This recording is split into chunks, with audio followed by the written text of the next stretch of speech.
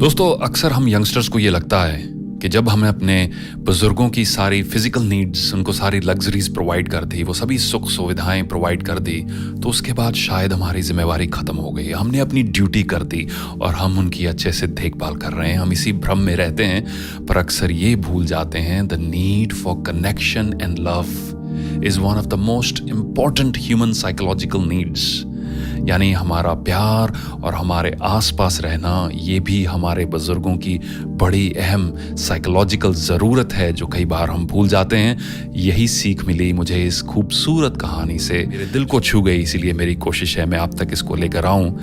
बुजुर्ग पिताजी जिद कर रहे थे कि उनकी चारपाई बाहर बरामदे में डाल दी जाए। बेटा परेशान था, बहू बड़बड़ा रही थी, अरे कोई बुजुर्गों को अलग कमरा नहीं देता, हमने दूसरी मंजिल पर कमरा दिया है, एसी, टीवी, फ्रिज, सभी सुख सुविधाएं दी हैं, नौकरानी भी रख के दी है, पता नहीं अब 70 की उम्र में क्या हो गया इनको। पिताजी कमजोर और बीमार हैं, जिद कर रहे हैं, तो उनकी चारपाई गैलरी में डलवा ही देता हूं, निकित ने सोचा। पिताजी की इच्छा पूरी करना उसका स्वभाव था। अब पिता की एक चारपाई बरामदे में भी आ ही गई थी।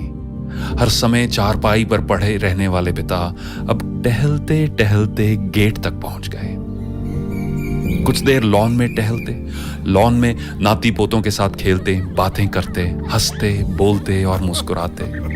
कभी कभी बेटे को मनपसंद खाने की चीजें भी लाने की फरमाइश करते, खुद खाते, बहू बेटों और बच्चों को खिलाते। धीरे धीरे उनका स्वास्थ्य भी अच्छा होने लगा था। दादा मेरी बॉल तो फेंको जरा। गेट में प्रवेश करते हुए निकित ने अपने 5 वर्षीय बेटे की आवाज सुनी तो अपने बेटे को डांटने लगा। अंशुल, बाबा बुजुर्ग हो गए हैं, उन्हें ऐसे कामों के लिए मत बोला करो। पापा, दादा रोज हमारी बॉल उठाकर फेंकते हैं, अंशुल ने भोलेपन से बोला। क्या? निकित ने आश्चर्य से पिता की तरफ देखा। पिताजी बोले, हां बेटा, तुमने ऊपर वाले कमरे में सुविधाएं तो बहुत दी थी, लेकिन अपनों का साथ नहीं था। तुम लोगों से बातें नहीं हो पाती थी।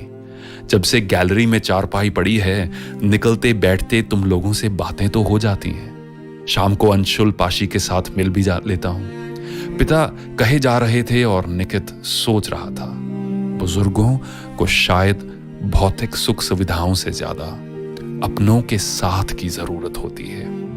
बुजुर्गों का सम्मान करें, उनका आदर करें, ये हमारी धरोहर है। ये वो पेड़ हैं दोस्तों, ये वो पेड़ हैं दोस्तों जो थोड़े कड़वे जरूर हो जाते हैं, लेकिन इनके फल बहुत मीठे होते हैं और इनकी छांव का कोई मुकाबला नहीं। इनकी छांव यूं ही हमारे सर के ऊपर हमेशा बरकरार रहे, यही हमारी प्रार्थना है। सुनने के लिए धन्यवाद, और अगर ये कहानी आपको अच्छी लगी तो जरूर फॉरवर्ड करिएगा।